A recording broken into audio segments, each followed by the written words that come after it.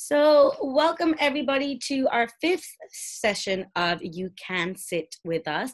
Sabrina is actually on this session, and she was my inspiration for this name. And if you're new here, basically the idea is that through, when we're in the midst of all the protesting and the marching and a lot of opinions and a lot of information being shared online, specifically on social media, I just thought, wouldn't it be nice for us to listen to people who are influencers in their own way, people who actually every day dedicate their time and their life to the cause, but with the knowledge that they've gained through education, through experience, through work, and when I say education, it doesn't always have to be, through the system or institutions. This can also be through a lot of reading and just educating themselves and through community and environments. But I think what is really good about these sessions is we get to kind of take in information that will help us form our own opinions and make decisions for ourselves rather than following the herd or thinking that you have to have a certain opinion or support a certain cause just because of where you come from, what you look like. I just think to myself, wouldn't it be nice if you knew why you did what you do? So we've covered UK Parliament and voting. We had the civil service, race and health, asylum, immigration, and unlawful detention. And today, I am very honored to present to you Nicole, who actually, I have to say, out of everyone we've had so far, really inhabits that gray area of being super knowledgeable on the subject that we're going to be speaking about today, which is creating safe spaces, but also being an influencer because of what she does. Influencer has almost like a dirty tone to it nowadays, but we have to take the word back to where it comes from, which is influencing people in whatever way possible. And that could be in a really good way as well. So the CEO of Black Girl Fest, also the creator behind Unmasked Women and the mentorship program that we know is now called Big Sis. I'm going to give the floor to Nicole. Please don't be shy. Ask any questions in the chat. I'll be monitoring it, and I will ask Nicole as we go along. And tomorrow, the session will air on Rinse FM 4 to 5 p.m. And after that, it will be podcasted. So please do send it along. I'm going to mute myself from here. I'm in my old I'm in Amsterdam, by the way. Nobody judge me about my bedroom. It's my teenage room. Nicole, I'm so glad you're doing this. I've obviously followed your journey for many years. Thank you. Thanks for having me. Full-time job, and then taking the baby steps that then turn into big leaps, and now being a name that I hear in conversations so often, and I get to say, I actually know her. I know her. Really like that in real life. So thank you so much for doing this with us. And I'd like you to start with who you are and what you do and what your week looks like. Cool. Yeah. So hi everyone. Thanks for joining. My name is Nicole Crentsil. I am a London-based, Ghanaian-born cultural curator and kind of creative consultant, and I also am the CEO of Black Girl Festival, and I founded lots of other stuff as well. I guess my practice involves connecting young people, women, and underrepresented groups to arts, culture, and events, and I'm just really interested in having really in-depth cultural conversations around our communities, around Black people, and really focusing more and more on Black women and our identities and the intersecting identities that exist within our community. So I'm really passionate about art, I'm really passionate about community, I'm really passionate about women, and I constantly just continue just to keep creating for them. My week usually looks like, and I guess I would say this week has changed because of COVID and because of, I guess, how society is now looking at the live and work scenario, how blurred that is now. I usually spend my Mondays having a really, really slow, chill day. I'm so used to running around the city and going to lots of meetings and probably catching like a pret at like 4 p.m. But my Mondays are completely flipped now. I have therapy every Monday evenings, and I kind of prepare myself for that by doing nothing, having a really slow morning, doing laundry, taking my time, being really slow. My week then actually really begins on a Tuesday. And that's when I kind of spend most of my time having meetings, calls, running to my emails and stuff. I've also been spending a lot of time rewatching old TV shows because I absolutely love watching old TV shows now that I've been in lockdown. If you want to know how many I've watched, I'm going to tell you. So I've been rewatching Ugly Betty, Desperate Housewives, Smallville. So in between like actually doing work, I'm probably watching some TV show to kind of unwind, relax, or I'm reading a book, or I'm reading an article. And I just like to balance working and just chilling out. I realized that actually I get more done in like short bursts than trying to sit at a desk for 8 hours as you would do in an office scenario. So I actually spend less time working and more time relaxing, but more kind of productive. I find myself that I'm more productive in the time that I'm working. And it's just really, really helped my productivity. And I've actually realized that I've got so much more done. And sometimes I'm sitting there watching Smallville like, have I got something to do? But actually I've already done it. So it's quite nice to now have this time at home to completely shift the way that I work. I hope that answers your question. You definitely have. I do want to ask you though, what did it look like before we went into lockdown? Because you were it was a mess. It was a mess. You can see this even through little bursts of your posts on social media. You were really doing a lot. So is it going to go back to that after lockdown? Is it going to go somewhat back to that? And what did it look like? Child, I think I'm staying in my house. Like, I am a homebody. I absolutely love being at home. I was the person before who would rather have a chilled Friday night in sometimes than be out and about in the streets of London. I think the older you get, the more you can find rest in your own home. And I spend a lot of time making my home look really nice, so I enjoy being at home. But I do think I'm going to have a bit more of a balance of my routine. So for example, I get up really early, I do like a short workout, I drink a lemon and honey tea, and I don't even open my laptop until the afternoon. And I wouldn't have that kind of routine if I was up and out the door straight away, not really having breakfast, not really kind of attending to anything, not even having time to respond to DMs or messages, and definitely not having time for a workout and to take care of my body.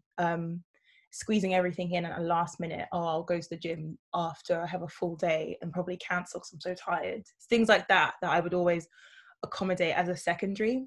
But I think this time in lockdown has made me prioritize a lot of my own self-care.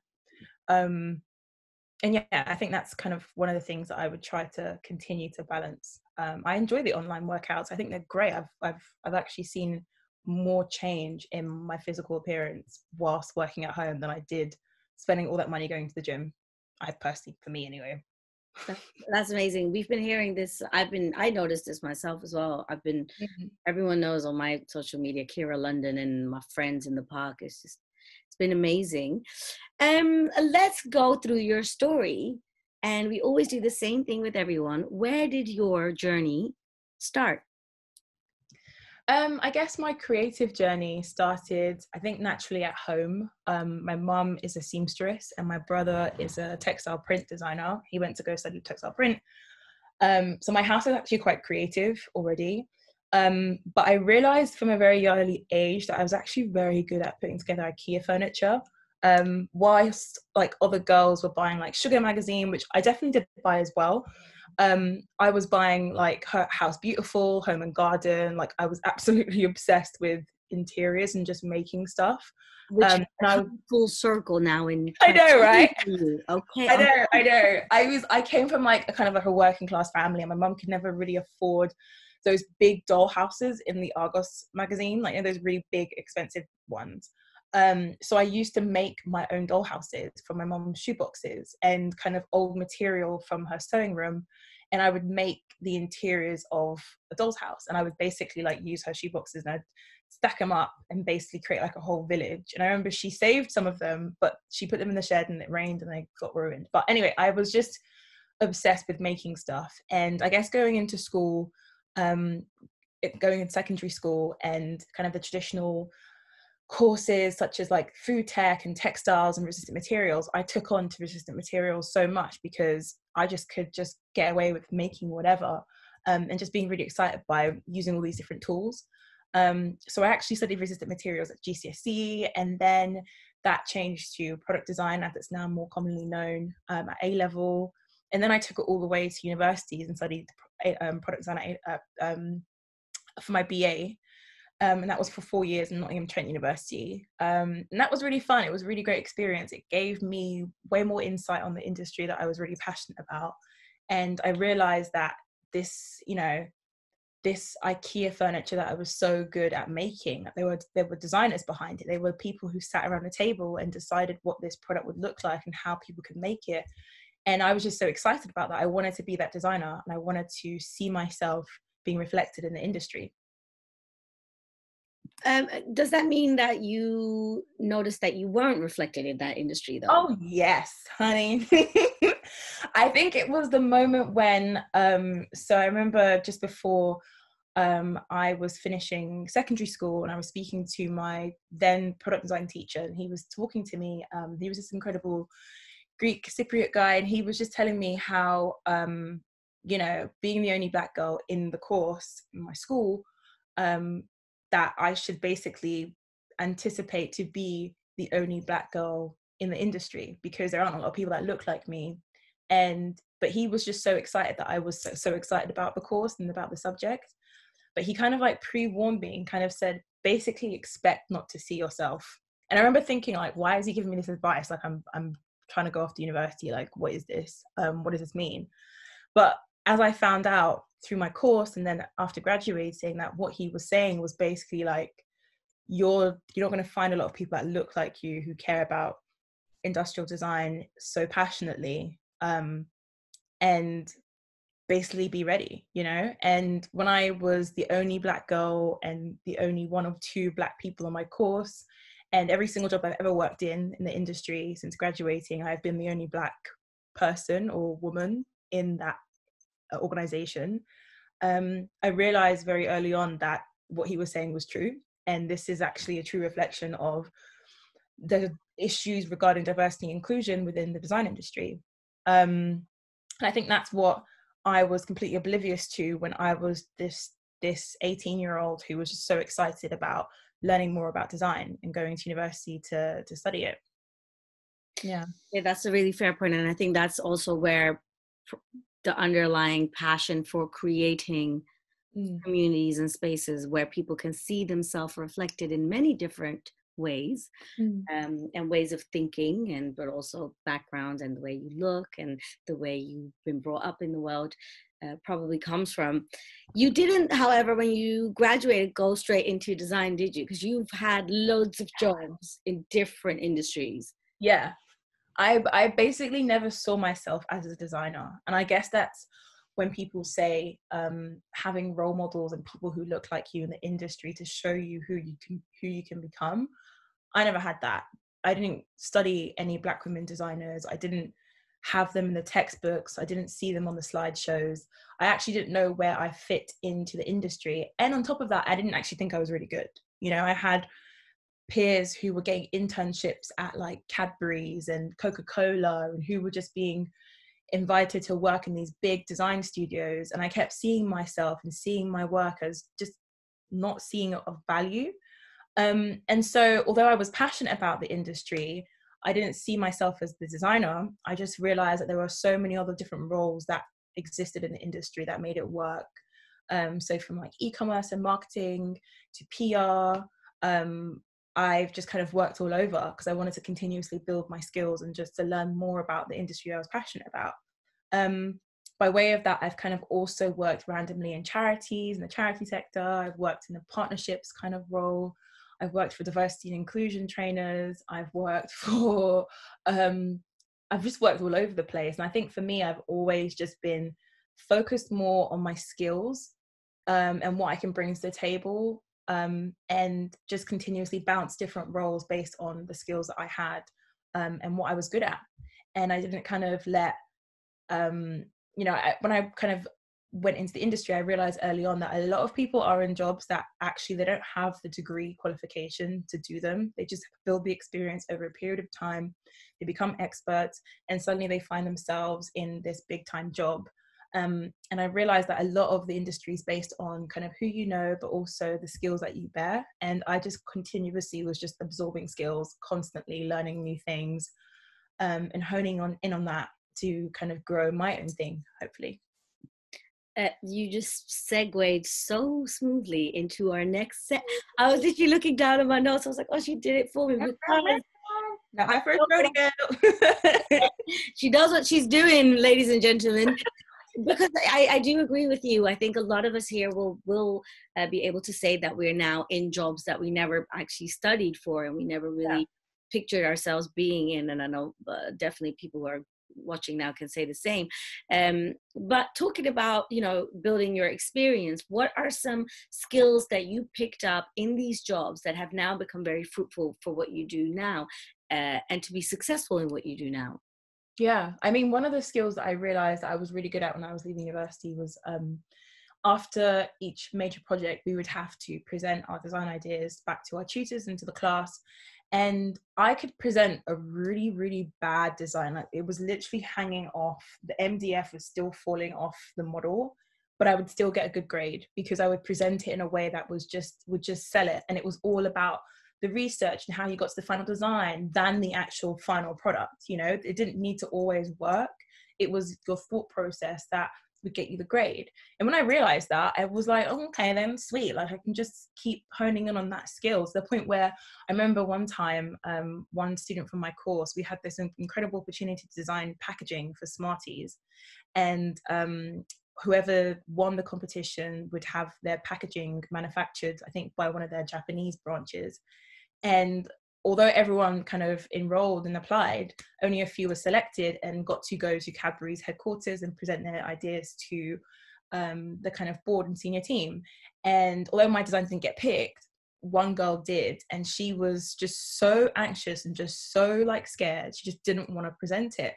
I ended up presenting her design, and her design actually won. So I realized from that day, I'm actually pretty good at this. I actually low-key claim her design, like that whole pitch, as my own, because I kind of stole your work. And You're welcome. And that was like, that was in my, I think it was my second year at university. And I was just like, I'm actually kind of good at this. Like, oh my gosh. And I remember graduating, and I remember Googling presentation designer, because I came out of uni, I didn't know what the jobs were for the skills I had. I was just Googling all sorts of roles, and I was just like, does this job actually exist? Is there someone that just pitches and just like presents and creates slideshows and just sells things? Like, it's not a salesperson, but it's kind of in the creative industry. Like, what is that? Like, what is that role? How do I like apply? How much money do they make? What kind of sector is it in? Is it tech? Is it architecture? What is it? I remember Googling that, trying to figure it out. And instead, without actually falling into the trap of becoming a presentation designer, which actually does exist, I applied for a job at Selfridges, didn't get it, but hey ho. I instead kind of used the skill of pitching and public speaking and being able to present or articulate myself to kind of work across many different fields. So that could be doing consultancy work, pitching to different brands for kind of partnerships, public speaking at live events, doing panels, hosting events. And I kind of just flexed that muscle. I kept flexing. I kept trying new things. I kept finding new ways to speak, because that's what I realized I loved doing. I loved talking about things, and I loved reading about things and sharing what I knew. And I just became so obsessed with it. I was like, I'm going to do this, I'm going to do that. I didn't even care about the money at the very start. I was just like, I just want to keep flexing, keep practicing, and keep building my profile as a speaker. And I loved it. And that was one of the things that literally came from a skill that I realized that I was actually really good at whilst at university. It probably wasn't even part of one of the kind of things that we had to kind of learn, but it was something that I just realized I was really good at. And and I just kind of wiggled my way through the industry, just continuously flexing that skill, and putting it at the forefront of my work. Love the choice of words there, flexing my skills. I think that's So important to is a way of thinking about it. As a muscle, you're growing. A muscle that's becoming stronger. So then talk me through Unmasked Women. How did that come about? So Unmasked Women is like one of my baby projects. Whilst working in all these different jobs, I was really like worried that I would lose like all the creative skills that I built from university. So like knowing how to use Photoshop and doing CAD and all this stuff that I just felt like 4 years I didn't want to lose the ability to keep being creative and to keep designing. So at that time, I think 2016, everyone had a little side hustle. Side hustles were just a cute thing that we all had. And I really wanted to have something of my own that I can kind of retreat to in a job that I didn't really feel passionate about, but I was just doing.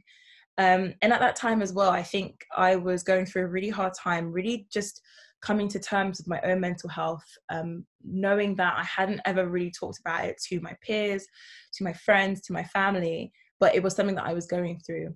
And just through like doing my own research on like mental health within the Black community, I realized that there wasn't a lot of information. There was like one big Guardian article that spoke about Black women's experiences in the UK with very little research to back it up. A lot of the things that I read were based in America and based around Black men, but nothing really on Black women. And I just felt like what I was going through and my experiences going through mental health services, that there wasn't enough conversations. And I guess with Unmasked Women, it was really like a personal project. It was a way for me to kind of iron out my own feelings, but speak to others about their own too. I remember going for like so many like coffee chats in Ace Hotel with like some incredible artists whose work I admired, and just kind of talking to them about my feelings and hearing about theirs and speaking about their work and realizing that the work that they were showing was explicitly or unexplicitly having these conversations about Black women's experiences and how they relate to mental health. And I just found myself like so entwined in their work, and everything from portraiture to photography to kind of performance. It was just so incredible to connect with all these women who I admired, from Tumblr to kind of Instagram, and just connecting with them. And before I knew it, I had 10 artists who wanted to be in my exhibition. So I was like, okay, sweet. So I'm doing an exhibition, sweet. And from then, there were like talks, there was a film screening, there was a workshop. It was my first time as a baby programmer, just kind of producing this entire 2-day event. It got loads of incredible press. It kind of ricocheted so many more conversations and other projects around Black women and mental health and just Black people in the Black community. And I think at that time as well, people, I guess celebrities, weren't really talking about mental health to the extent that they are now. And it was just so exciting to see that what I had created was just sparking so much more conversation, which is what I wanted. But it was one of those things that it started out of curiosity and the desire to kind of have a conversation. And it definitely kind of ricocheted my career in curation and public speaking and producing like public art and kind of working with different partners and brands, and kind of leading into me creating this business. And just so much more came from this one project that I just kind of always bring myself back to. Like, remember that time when you were sitting in your room trying to think of something to create, and Unmasked Women came, and you have all the original notebooks of you scribbling out the ideas of what Unmasked Women could look like, and you know, doing it all from scratch and putting your own money into it. And, you know, the old school way of creating a project where you're so passionate about it, it doesn't matter which big brand or label or whoever is stuck on the poster. It was just your thing. It was just your baby, and you were making it happen because you wanted to see it alive. And that's kind of how it was birthed. And I remember even an organization called Somewhere To were the ones who supported me to find a venue. I ended up working for the organization who housed the venue as a community manager. And I remember when I started the job, whilst also planning the event, my boss at that time was just like, you look like you're busy planning this event. Why don't you just take some time off to plan your event, and then you can kind of properly start your role.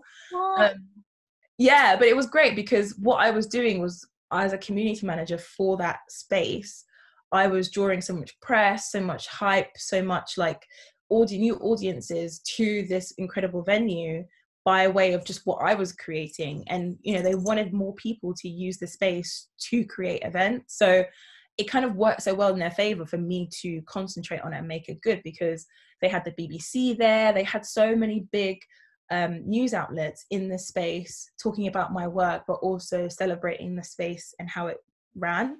I don't think Somewhere To exists anymore, but I think organizations that support young events producers to find spaces is just so important. I think at that time they were doing a lot of good work with young people who wanted to run their own events. So yeah, I think that's kind of how Unmasked Women was birthed. But it was one of those projects that I always think about very often, actually. And for people who are listening to this now and who may have some questions, very basic, how did you end up having these coffees with these artists? Was it simple, like sliding in DMs? Like, how did one might think, oh, I would want to sit with all these people that I admire, but I don't even know how to get in touch with them? Yeah, I slid in everyone's DMs. I only knew one of them because I knew her sister because I went to her primary school. Erin, yeah. So I slid in everyone's DMs. I talked about how much I love their art. I said, you know, this is when the time of creative collaboration wasn't about how much am I going to get, how much can I leverage off you. It was like, you sound cool, let's hang out. And I spent a lot of time, I was still working full time, and I would go after work, I would chill in a hotel, I'd probably talk with them for like hours, drinking just like the same drink, because Ace Hotel was hella expensive. And I would just kind of get the same drinks, and we would just talk and talk and talk. But it wasn't like a pitch. It was just one Black woman talking to another Black woman, and we were just talking about mental health. We were just talking about our experiences, and then we would talk about their art. And I'll be like, hey, I'm actually planning this thing, and I'd love you to be a part of it. And they'll be like, yeah, of course, let me know more. And by the time I got to saying this about 10 times to 10 different people, I realized that I promised 10 different people this thing that I was creating, and I had to kind of deliver. So that's when it hit me, when I was like, okay, I've actually got artists who said yes. So I need Now to I have to create. Yeah, I need to put their work on the walls. So cool, this thing is happening. It's not just a passion project in a notebook. Got it. And how did you find Somewhere To, or how did that happen? So I heard about Somewhere To because a lot of other people were using their services. There's another organization called Appear Here, which obviously they incubate different unused spaces, and they basically, for a certain fee, you can hire them out. People do pop-ups, people do little events and stuff. But I think Somewhere To felt more of an initiative that was just more supportive in terms of monetary support as well. At the time, I think when I was working with them, they were slowly like winding down. So instead, I just kind of used their services to actually help support finding the space. And I remember I was chasing the owner of that space for ages, and he wasn't responding. And then I saw the job ad, so I applied for the job and got the job. And when I got the job, I was like, hey, do you remember that person that sent you that email about that exhibition? That was me. Can I still do it? So basically, what an amazing way of... Yeah, Somewhere To was kind of supportive, but not fully in its capacity. It just kind of brought me to the organization, to the space, and by way of that, I kind of just took the reins by my own. I just kind of said, you know, I'm just gonna do my own thing. I'm just gonna figure out how to wiggle my way in here and use this space because it's so unused, and I really want to be here. And got hired, and then kind of just said, so I've got this event I want to plan. Can I still do it? Yeah. Sometimes you know you got to make it work however you can get your foot. Yeah, exactly. And then before we move on to Black Girl Fest, you've already mentioned the venue got quite a lot of press that they normally would never get because of your event. Where did the press come from? How did they even know what Unmasked Women was? Who did they hear it from? Where did they see it? Yeah, so the time that I created Unmasked Women, I was working as a PR assistant, and I think when you kind of go entry-level PR, they make you basically do all the shit jobs, like cold calling people, drafting press releases, saving snippets from press coverage, basically all the kind of the nitty-gritty jobs that the kind of senior managers don't want to do. But I think they're one of the best jobs because it teaches you how to do everything from the ground up. And I basically learned the skill of creating a press release. I learned the skill of cold call emails and phone calls. And I just became really confident with it because that was my everyday job. So I created my own press release. I tweeted a few people because I realized journalists just live on Twitter. They just tweet instead of write. 100%. And this is how I became really smart with social media. Twitter was my phone book. Twitter was and it still is, my LinkedIn. It's how I find people and find out where they work because they exist. They put it in their bio. Sometimes I just put the organization in the search. I click on people because at the very top, or I think at that time Twitter hadn't updated, but it has like images, tweets, videos. It kind of categorizes everything related to what you put in the search. So let's say I put like Facebook in the search. I click on people, and basically it gives me every single person who has at Facebook in their bio. And I basically scan through. It's my phone book. I figure out who's based in London, what kind of job they have. I take their information, I put it on LinkedIn. Are they the kind of right person for me to meet? And I cold call tweeted. I kind of just tweeted them and said, hey, can I have your email? I want to send you a press release about my event. And the first person I did that to, who's actually one of my good friends now, she worked at Evening Standard, and she was one of the first people to write this interview piece about my event, which was great because obviously I had tickets and I wanted to talk about it. And I remember thinking, oh, wow, it worked. All I had to do was create my press release, get an email, send it over. And she's another Black girl. And she was like, this is great. I'm going to write about this. And I just kept doing that. Sometimes people would see me tweeting, hi, at da-da-da-da, and be like, Nicole's on it again. I was like, yep. Because I'm always tweeting someone like, can I get your email? Can I get your email? Again, this is before Twitter had the DMs are open kind of thing where people could just open their DMs and you can just DM them anyway. Yeah. This is before that. You had to basically tweet people to get their emails, or they had to already follow you, but these people didn't know me from nowhere. So I was just basically tweeting at them like, can I get your email? Or can I DM you? And they'll follow me back, and then the conversation would go from there. So I was doing hardcore networking. I was just trying to get my name out there, and this event out there, and just kind of to build the hype, really to sell tickets, because I was still working full time. Although I got this space for free, I built it up that I would make money from the tickets, and that would go towards paying interns who would get a bit of work experience to work with a local mental health charity in the area. So I needed the money to pay people to go and do a bit of work experience. So I wanted to sell tickets and I wanted to build the hype. So yeah, that's how I did it. Amazing. The hustle is so real. And I think what you're saying about reaching out to people is so important. We have a saying in Dutch, which I just heard the other day, and it's like, oh yeah, that's such a great saying. It's basically, it says, a no you already have, a yes you can get. Ooh, I like that. I'm gonna write that down. It's a great way of thinking. Like you can That is a great way of thinking. it, but that won't change what was before you had the thought. Yeah. By doing it and asking it, that no that you already started off with could potentially turn into a yes, but you will only ever know if you actually ask or do or say. Then talk me through into fast forward the birth of Black Girl Fest. I witnessed it. And it's now, is it now 3 years running? Yeah, 3 years running. It's gotten bigger. It went from one day or like maybe even half a day to now, well, we don't even know the next edition, how many you might start. It might turn into a whole week. I don't know. Oh my gosh, that would be like so crazy. It happens so fast. Like, why wouldn't it one day become reality? You didn't start it by yourself, did you? Talk me through the process of starting the main baby that you're known for now, which is Black Girl Festival.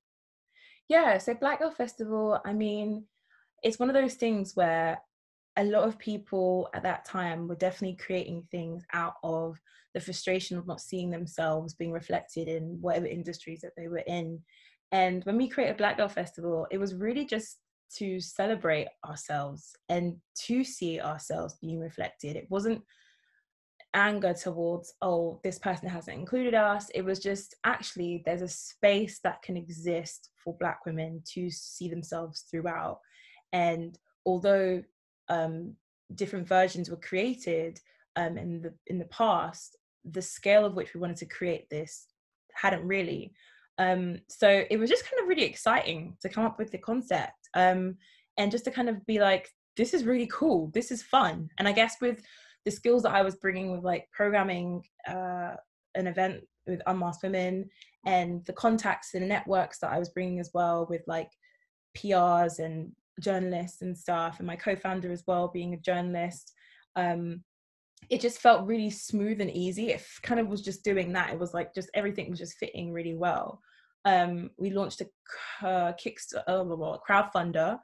We raised about £7,000, which was over our budget, which is great. And the first festival took place in Shoreditch, in a venue called Cachette. And interestingly, Cachette approached me because they wanted me to run another Unmasked Women event. They'd seen and heard about it, and at that time they were trying to work with more community organizers to essentially just create events in their space, which is usually privately hired by fancy organizations. And they were like, we really like your Unmasked Women project, we would love you to create another exhibition here. And I turned around to them with obviously what we'd been planning and kind of said, what about a festival? Like, what about that? And they were like, yeah, okay, sure, like, do what you gotta do. And I remember just feeling like, oh my gosh, like, this thing could happen. It could go from a spreadsheet, an idea jotted down, into a real thing. And very quickly we had a venue that had the capacity of, I think, about 350, and we had about 4,000 people register in our Eventbrite, queues and queues and queues, loads of people just wanting to be involved, from working on the door to selling their wares in the marketplace to speaking at the event to just kind of just being there. People didn't really care what they did, they were just like, I just want to be there. It's like, I don't just want to be there. And I was just like, oh God, this is so overwhelming, but this is so incredible. And it just showed us how a space like that was so necessary. It was so needed. It came at a time that, you know, Solange had an album, and it just felt like this is just such a moment in time where a space like Black Girl Festival is just so necessary for our community. And I guess now that we talk more and more about Black lives and what that really means, and Black women and Black trans women, those spaces are going to become even more necessary as time goes on. And what I think, yeah, we've only had the festival over one day, but what we did do in the third one, which was in October last year, is we kind of completely maximized on our capacity, and we held it in the Business Design Centre in Angel, Islington, and that was for about 3,000 people, and that was huge. That was just like, oh my gosh, like, this is insane. And interestingly, the last time I was in the Business Design Centre, if anyone knows, it's this big glass building in Angel, Islington, and loads of big trade shows and events get held there. The last time I was there was when I graduated university, and I was at a trade show called New Designers, which essentially is just a show exhibiting designers and students from across kind of UK universities who were, it's just an opportunity for brands, organizations to kind of see your work. It's like a huge exhibition of your work. And for some reason, I remember thinking, why was I selected? Like, my final design was rubbish, and I just wanted to be back in London and find a job because I was broke. And I remember being in that space and it being so hot, and having this really like roundabout moment when we were back in the Business Design Centre running Black Girl Festival, and just feeling like, whoa, like, it wasn't that long ago when I was here, baby graduate, not sure where she wanted to be, not really feeling like the industry invited her in, and feeling very confused as to why I was in this trade show, and being back in there creating this space, running Black Girl Festival. And it was just so incredible. I think I had a real, this is my purpose moment when I was in the Business Design Centre, and just feeling like, wow, like, this is actually achievable. This is possible when you really focus on that purpose and you keep pushing for more and more and more. So that was really nice. That's beautiful. I love that. That's beautiful. Before I get into more logistical questions about how you actually established and made the festival happen and what was happening inside the festival and how you set that up.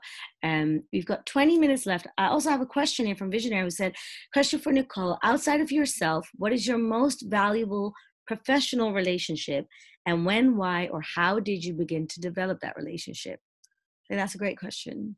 Yeah. Also a hard question. I've had so many. Should I answer that question first? Go. Yeah. I would say Ruth from Evening Standard was probably my first valuable relationship, because when it worked out to just DM someone and be like, hey, you wanna write about this? When that worked out and I realized that I could build new relationships with people who I wanted to work with, or who I wanted to feature me, or who I wanted to collaborate with, I realized that that's how I can continuously build really great relationships in the industry. I would go to loads of events, I would speak to different people, I would celebrate other people's work, you know, I would sometimes tweet or post images of other people's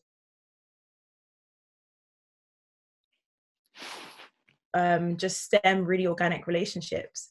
But I think Ruth probably the first one.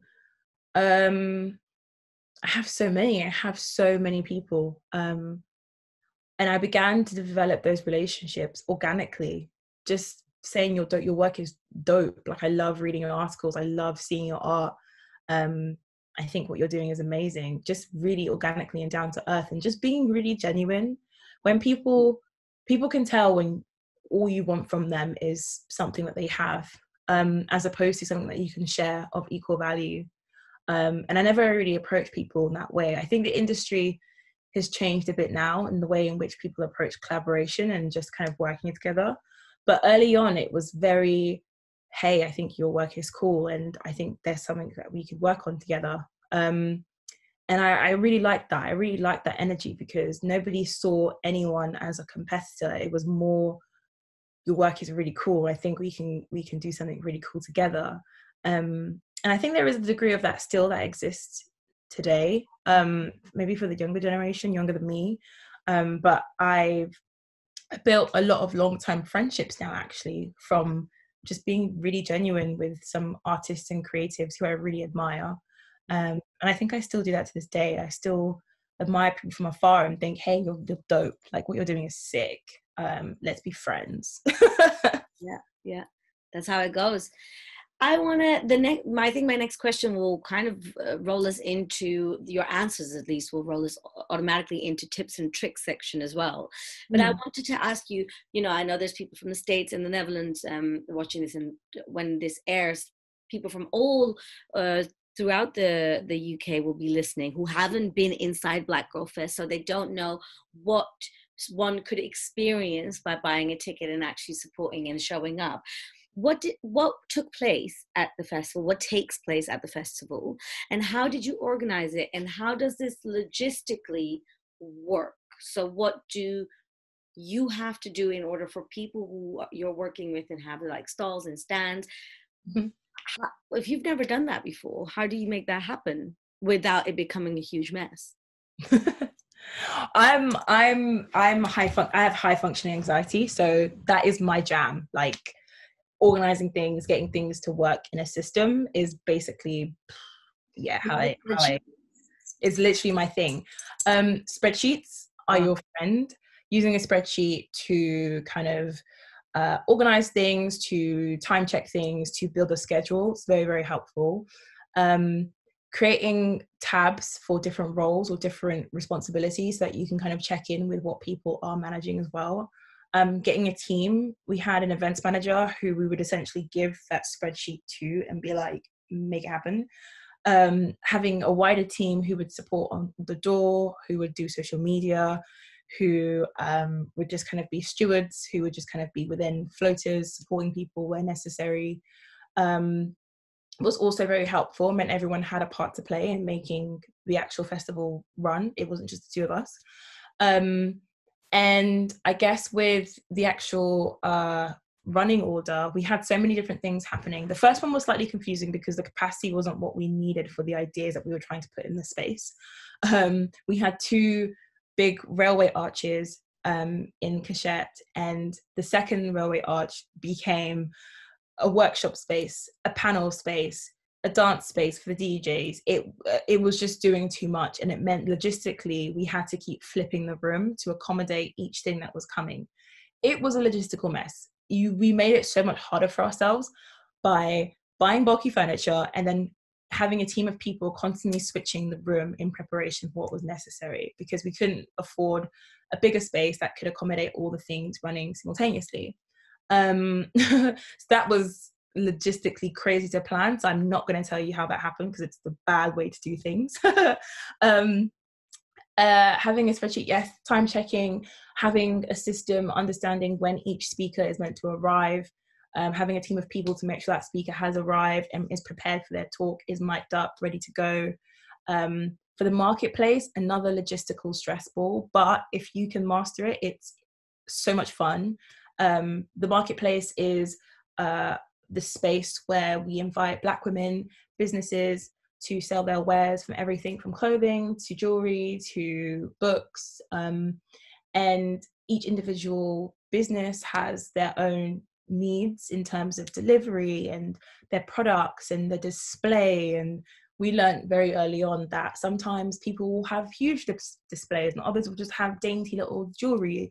So for the third festival, we kind of built these, what we would call shop fronts, and we invited our vendors to be creative and to act like this is a shop that you can kind of invite people in and get them to be more interactive. So it wasn't just this huge clothes rack, and then next to that clothes rack is this girl who makes tiny little rings and bracelets. We didn't want people to feel drowned out by what other people were doing, and we wanted to kind of create some design that would invite everyone to interact. But even just knowing things when people would be in the loading bay, like how much time you would give for people to unpack and deinstall and install their stands, that was all carefully timed because I am obsessive. But it was to ensure that we had a smooth running. It was to ensure that we were out by the time we were instructed to by the venue, that we weren't having any delays or any issues, and there was contingency, a very big thing to remember, for if anything was to happen.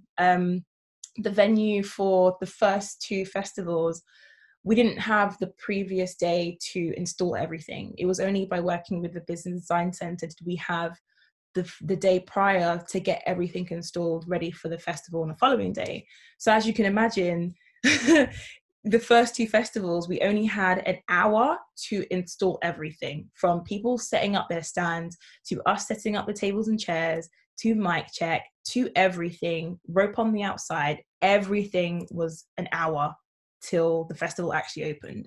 So it was a mess. It was logistically like a nightmare. I would not recommend. 0 out of 10. Do not do that. Give yourself the provision to install and to kind of set up the day before or hours before, if anything, so you are well prepared for your very large scale festival event. I've learned so much about producing large scale events, like from insurance that you kind of have to cover in case people hurt themselves, or if anything happens to any of your attendees or to any of your vendors, ensuring that they have cover as well. The first festival we had food vendors.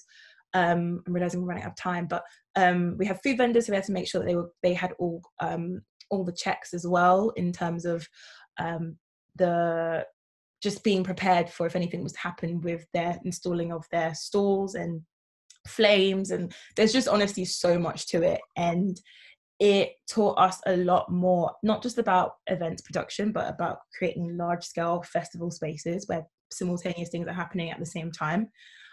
It's very tiresome, it's very energy inducing, anxiety inducing, but it's also a lot of fun when you see people having a good time and you see your community enjoying the fruits of your labor from the programming and the talks that you get so excited about creating. It's all worth it. It really is. I'm not sure if I'm selling it, but it's definitely worth it. Definitely are, and we can all see it as well just by looking at the successful events you've hosted. Just because of what you mentioned with the vendors as well, did you already know how to deal with contracts and like fees and money? how does one, contracts are scary, especially if you haven't had to deal with them before. How did you deal with, the more black and white, boring side of things? Yeah, I mean, I made them really simple. I found templates and I simplified them so it didn't feel overwhelming. I made sure we had enough time to get that part of the work done before we got to the fun part of like picking our stand and doing all that stuff, which people get excited about. I made sure that when it came to the boring bits, as you call them, that was also prioritized first. So we got that out of the way and we got everyone to kind of sign up. Like payments and people joining payment plans and signing things and reading through documents. We spend a lot of time creating packs that are sent out to all speakers, facilitators, so that they have every piece of information they need ahead of coming to the festival. They have to read them, they have to sign them, and if they don't do all that information, then we can't onboard them onto the festival program. So that stuff, we created our own templates and just essentially recycle them each year. And we bring on a team member as well who can do that administrative stuff, so it's not so laborious on our side. We also invite vendors and speakers to submit an application to be in the festival, and obviously we get thousands of submissions. We read through every one of them, but another laborious admin task, but it's something that we do because that's how we build our program. There's lots of things that just can be simplified by you being honest with what your capacity you have to do that kind of work. And if you don't have the capacity, find a team, find help, get the support, give yourself a longer lead time to get that piece of work done. Just understand that it has to be done. But being really honest with yourself and saying, actually, I'm not going to read 1,000 applications over the weekend. I'm just going to chill. I'm just instead going to spread it out, read a couple each week. And yeah. Time management, very important. Yeah. You mentioned something when we had our little catch-up call yesterday that I really liked, which was the understanding the different type of ways to pitch for a project, which is partnerships, sponsorships, and how to differentiate the two. I know we're running out of time, but I definitely want you to touch on that because it's so relevant to so many people all across creative industries. There's two things we hear all the time: collaborations and sponsorships. So please, could you explain that to me or to us? Yeah, definitely. I'll try to be quick. So with pitching, I find that a lot of creatives want to collaborate or are looking for sponsors or different people to be a part of one project. Like I said, with Unmasked Women, I was just doing it off my own back, off my own money, but it would have been great to kind of bring in more people. And from those kind of early stages of creating and pitching, I realized that there was a huge space that was just not being discussed in terms of how to pitch and what to pitch. One being regarding sponsorships and understanding how you receive a monetary contribution to your project. Another one being kind of partnerships and how you kind of do a value exchange for a piece of work, project, product, whatever you're creating. And I find too many times that people go in with the wrong pitch in terms of what they're looking for. Sometimes they're looking just to exchange product, but they're going in for sponsorship, and it's a bit confusing. So if you're looking for a monetary return, it's really also focused on how much you're actually looking for. What are you giving back to that brand or organization for requesting that money?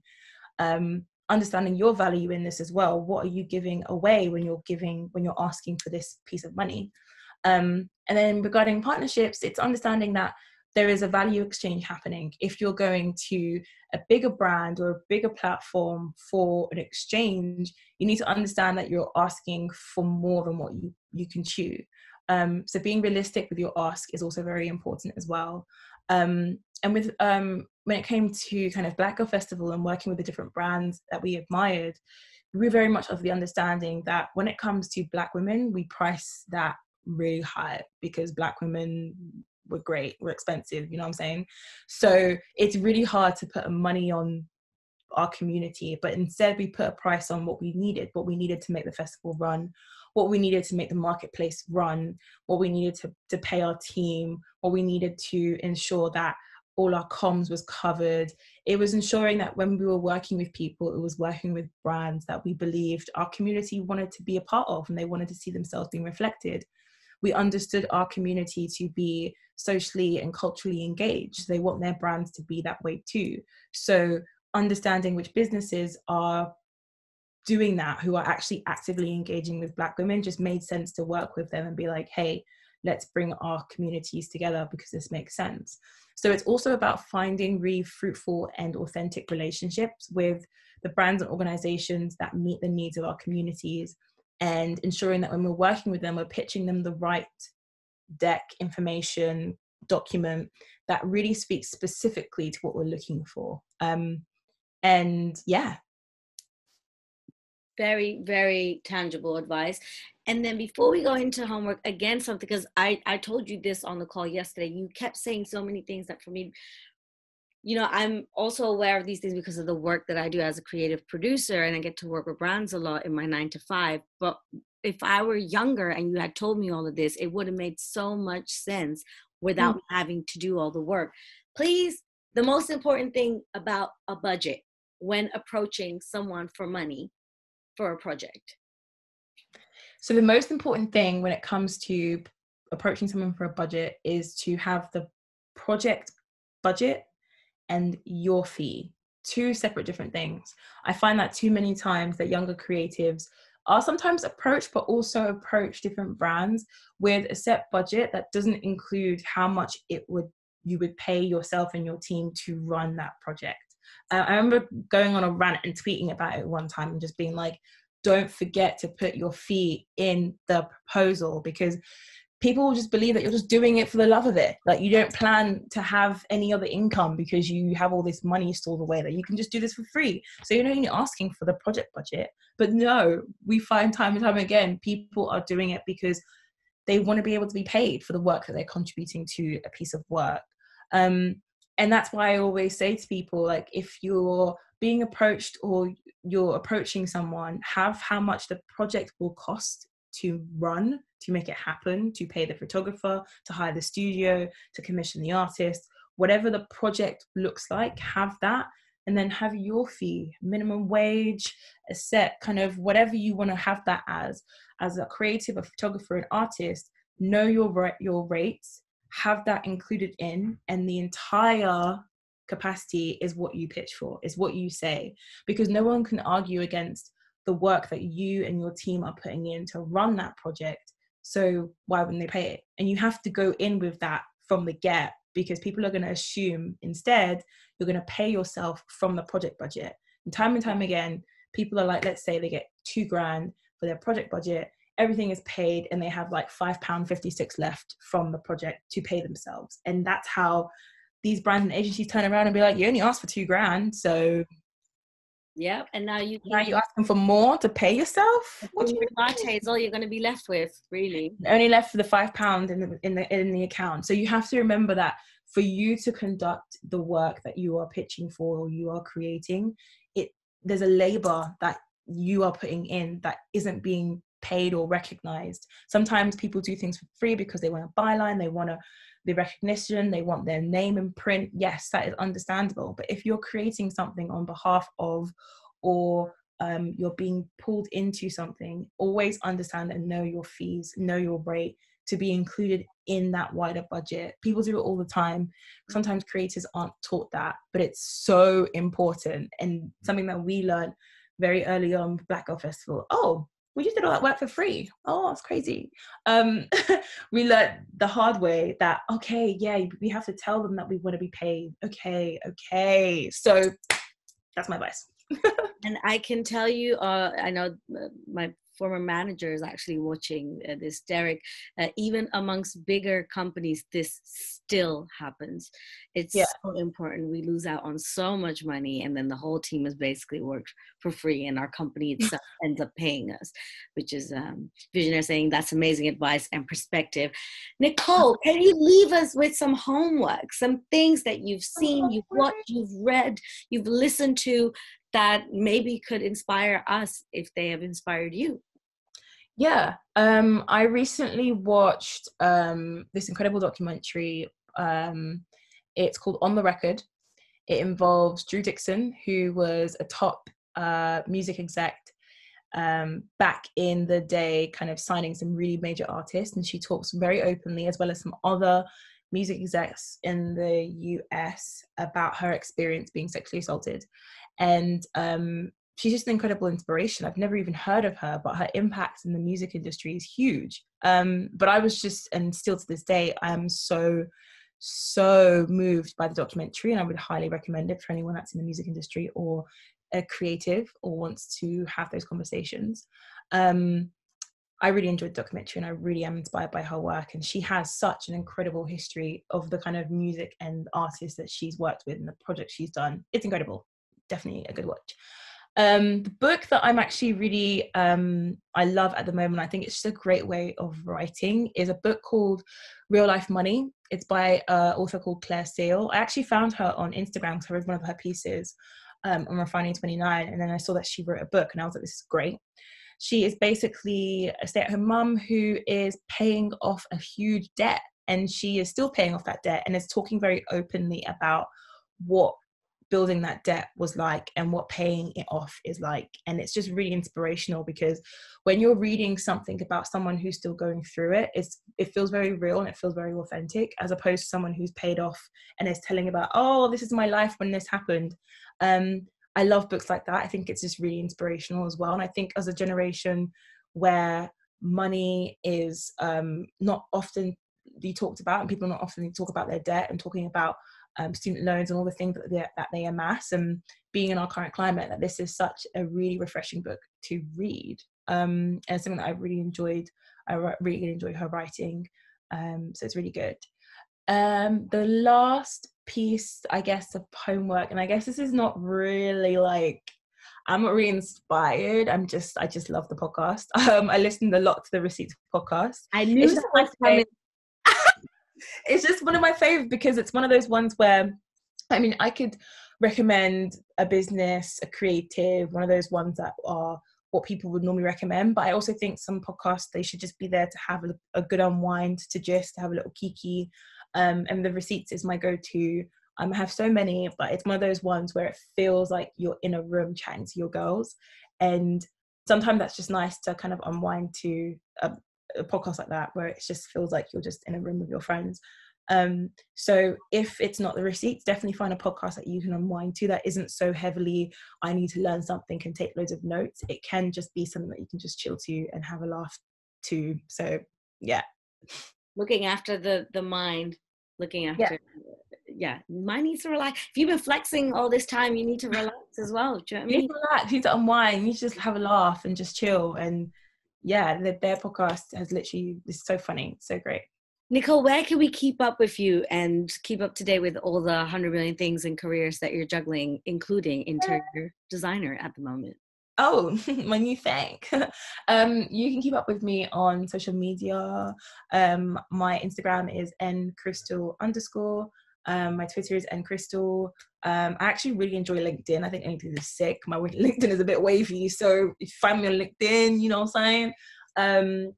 And yeah, just holler, reach out. I think my emails are on all my socials, so reach out. And yeah,